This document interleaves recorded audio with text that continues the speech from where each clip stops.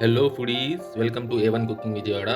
ఈరోజు మీ అందరి ముందు ఒక కొత్త రెసిపీ తీసుకొని మళ్ళీ వచ్చాను. ఈరోజు స్పెషల్ క్యాబేజ్ పకోడా. చాలా టేస్టీగా ఉంటుంది, చాలా హెల్దీ అండి క్యాబేజ్.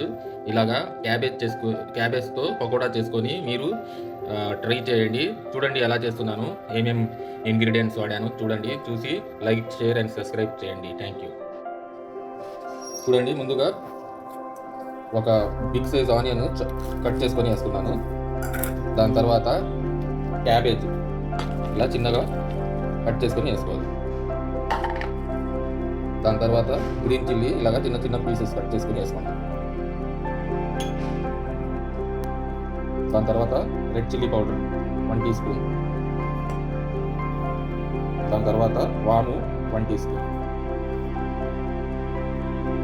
సాల్ట్ టేస్ట్కి సరిపోయినంత. కొద్దిగా తినే సోడా.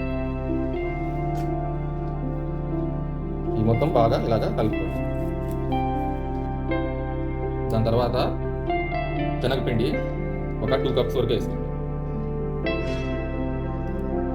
దాని తర్వాత కొద్దిగా చాట్ మసాలా.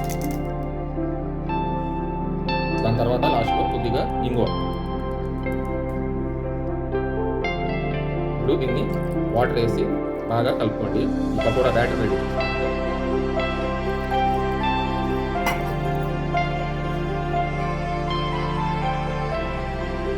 ఇప్పుడు లాస్ట్లో చూసారా ఇలాగా ఉండాలండి. చూడండి ఇలా ఉండాలి బ్యాటర్, పకోడా బ్యాటర్. మడి పలుసగా చేయకూడదు. లాస్ట్లో కొద్దిగా వాటర్ వేసి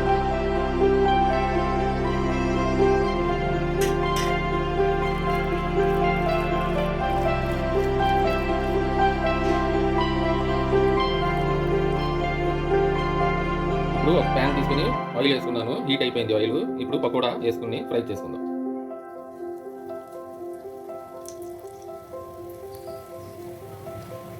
చాలా టేస్టీగా ఉంటుందండి ఇది క్యాబేజ్ పకోడా. చాలామంది క్యాబేజ్ తినరు మామూలుగా కర్రీ చేసుకుంటే. ఇలాగా పకోడీలు వేసుకొని తినండి, చాలా టేస్టీగా ఉంటుంది.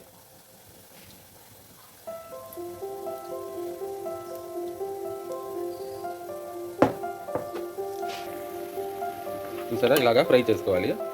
లైట్ గోల్డెన్ బ్రౌన్ కలర్ వచ్చే వరకు ఫ్రై చేసుకోండి. మీడియం ఫ్లేమ్లోనే చేసుకోవాలండి.